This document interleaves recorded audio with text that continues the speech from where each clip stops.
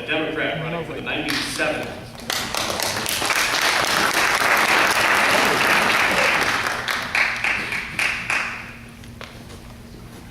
Thank you very much. My name is Justin Moed, and I'm running for State Representative in House District 97. And I'm a graduate of Butler University and a homeowner in Garfield Park, and I started out at the State House as a doorkeeper, just opening the door as people came in and out of the chamber. And I spent 5 years working my way up and eventually became a senior policy analyst for the House of Representatives. And during that time, I saw a lot. I learned a lot about how the system works and oftentimes doesn't work.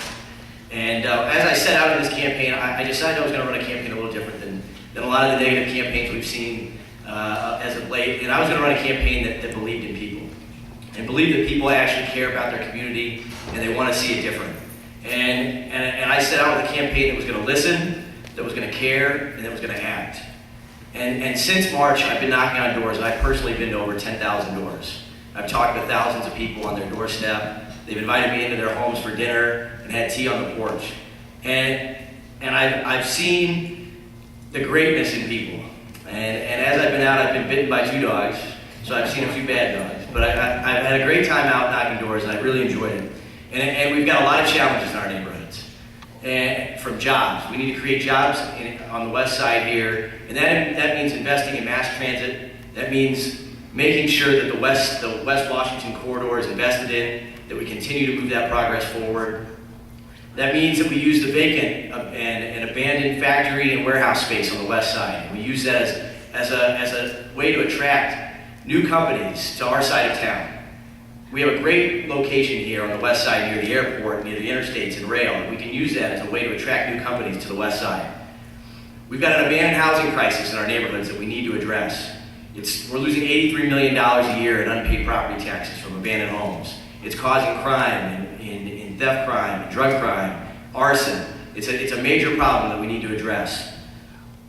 We need to make sure that our schools on the west side are funded so that we can attract and retain the best teachers possible, so that we can keep class sizes down, so that we can make sure that programs that are vital to making sure our kids get a quality education are cut, and that we can invest in early education. We need to make sure that we make government work again. There are people out there who want to have confidence in their government again. And I think that one of those things that we have to begin to do is to start talking with each other across the aisle, work together. We have to make sure that what's in the best interest of our district is what we put forward first. That's what we have, not Democrat or Republican. It has to be about what is in the best interest of the people and that will help improve their lives. But these things won't be easy. It's going to take a lot of hard work. But it took a lot of hard work to go from being a doorkeeper to standing at this podium. And if you elect me, I'm going to work hard every day, just like I've worked hard every day in this campaign. I'll work hard every day for you as your state representative. Thank you.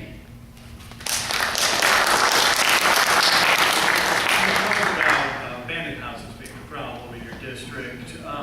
What do you propose to actually end up fixing that? If it's an issue, do you have a solution for it? And there are also programs out there. Do you favor any of these programs that are currently up and running?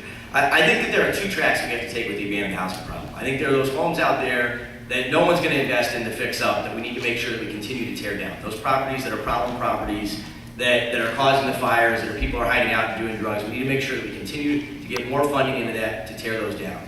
Then we have the homes that can be fixed up, that we need to incentivize people, investors and neighbors and family people that want to move into our neighborhoods and be good citizens. We need to invest in that and continue to incentivize people to do that. One of the major problems we have right now is that people don't even know where to go to figure out who owns properties. You've got homes that are in the tax sale, the surplus sale, the land bank, they're at the sheriff's sale. We need to consolidate this so that people know where to go, where they can find these properties so that they can invest in them and rebuild our neighborhoods. And we've got give a 1-minute follow-up answer to this question from the audience. Would you change the rules so that excess TIF funds must be used to prepay the underlying bonds? And this could also go back to the airport property as well. Sure.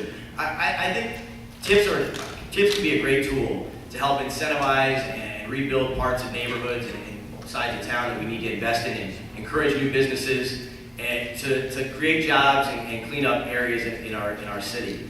I think though that we also have to be careful that we're not draining services in some parts of town. If a TIF starts to pay itself off, then that's great. I mean, that's the success of a TIF. And so we need to look at making sure that we are accountable and that we're good stewards of tax dollars as we move forward to invest in businesses.